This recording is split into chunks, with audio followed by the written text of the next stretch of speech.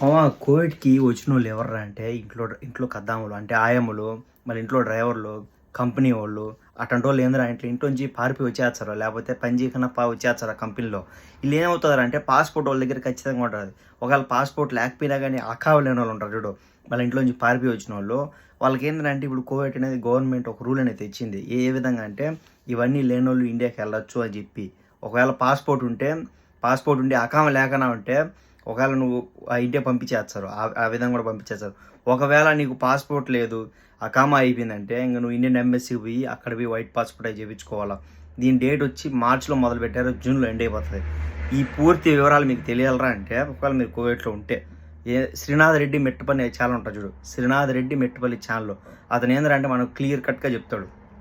అతని channel open చేసి చూడండి మీకు అర్థమవుతది. ఓకేనా? కువైట్‌లో ఉన్నోళ్ళకి ఉపయోగపడతదని నేను చేసిన. ఓకేనా? Bye bye.